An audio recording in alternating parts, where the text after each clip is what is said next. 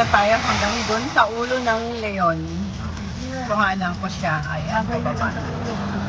There, the ulo ng leon. Ayan. Kinuha ko na to kasi nangangalay na ako.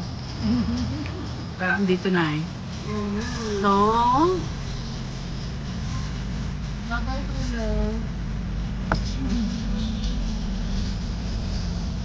masa mo rin yung ano dyan sa kan?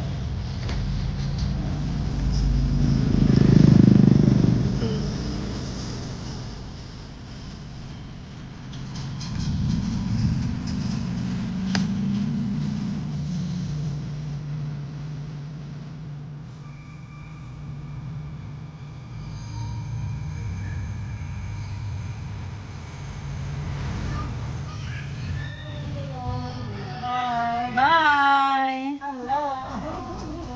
Daming takot ano. Pababa na kami ng Baguio.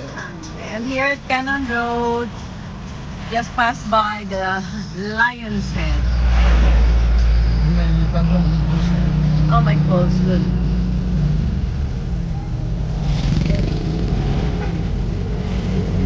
Natural falls. Galing sa bundok.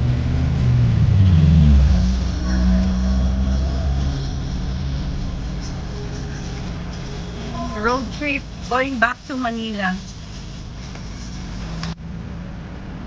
Ano natin ng video. Pauwi na. Oh, mas maganda pala dito. Nasaan kayo dyan? Kung meron din dyan. Ano mga gulay? Dito pala naman ang mga gulay natin eh. Tapos sa farm yan. Ito, 15 pesos ang kilo. Nakakatuwa. Samantalang nabili natin dun sa may strawberry farm, 3 kilos, 100. So, ang laki ng difference niya. Sa plus kalate. Oo. Kasi, dyan, walang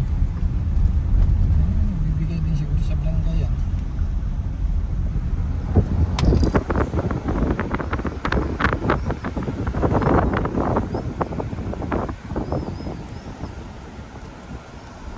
Going back to Manila.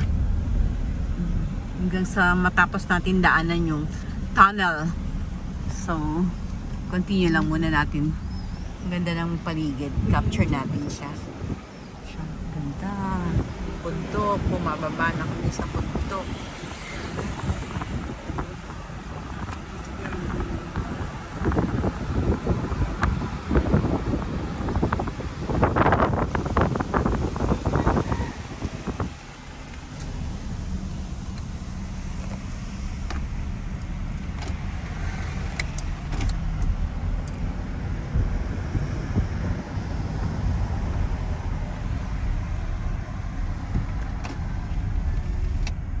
Nakakabingi. Taas. Above. Pareho pa lang tayo pataas ka pa.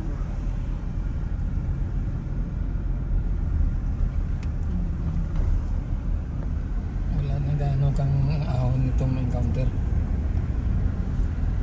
Palusong ito lahat na halos.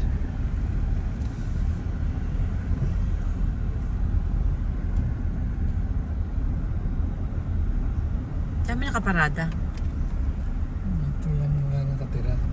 Diyan sa kabila.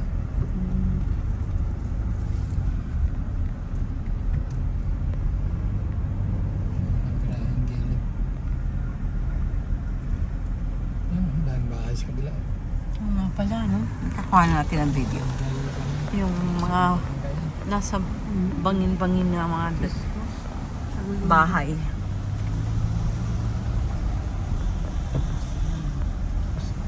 Bisaran.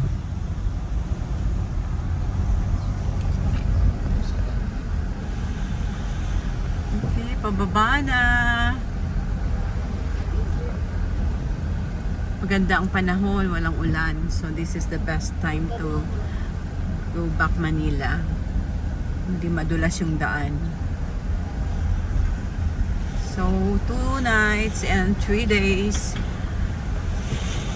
Did you enjoy your vacation? Yes, po. Ha? Ayan, ito na yung mga biyahera. Biyahera pa uwi na. Okay. Ano? Kami ay, lahat naman ang gusto namin bisitahin sa Baguio na gawa namin. And yung pinaka-highlight talaga ng bisita ng Baguio is the Northern Flower Blossom. Yeah, the flower farm. So, okay na. Tapos na ang flower farm. Tapos na rin. Alam mo, manapasyalan natin. Yung Burnham Park, meron kaming na-miss. Hindi kami nakapag-biking. Night market, ang dami. Ang gaganda na pamili nila sa night market. 3.50 pesos.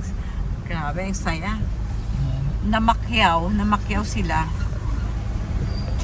Dapat pala dinamihan nyo na, no? Yung mga 3.50.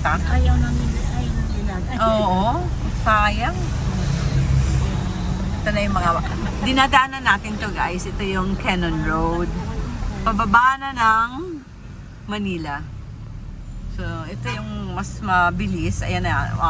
We will pass through the tunnel. So, ito yung itong tunnel na ito yung nasira ito eh. So, naging malaking issue ito dahil nasira yan. Buti naman nagawa na. So, ito na. Ang Cannon Tunnel. We're going inside the tunnel. Yan, hindi pa nga, di ba natabunan yan? Natabunan siya eh. Ito pa nga remnants niya, no? Ito. Dito. Tibag Ito yung yun area pa. na to. Yan. Ito. Tibag yun dyan. Tibag. Ito na tayo. Okay, tunnel.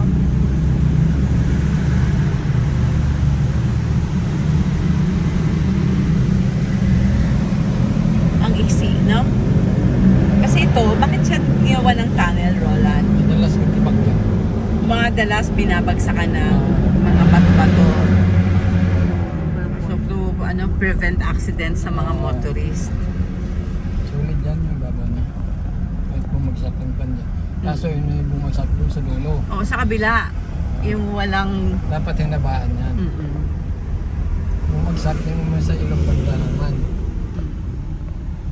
So, hindi na damage yung pinaka-tunnel. Okay, so guys, bye-bye muna. We'll now travel back to Manila. And bye Baguio! So, ito na yung mga bato-bato. May ilog, pero walang tubig. Ayan. Mga bricks of boulders of rocks. Sasakay ng galing yung mga rocks na yan sa ibabaw ng bundok. Okay? Yung kabila. Okay, bye-bye. Bye-bye na muna sa aking vlog. Bye! Bye vlog! Yan, matutulog na. Bibiyahin na papunta. Magsisitulog na yan. Ayan, hinihintay lang matapos yung vlog ko para matutulog na yan. Okay, so Roland, huwag kang matulog ha. Sabihan mo lang ako, I can be your reliever driver. So, I can be also a driver na magbiyahe kung pagod ka na, sabihan mo lang ako. Okay, exiting the gate. Okay, so bye-bye. Stasyon ng... Traveling now back to Manila. Ayan. Medyo nabibingi-bingi ako kasi pababa na kami. Okay? Ganito na to. Upload ka lang kaagad.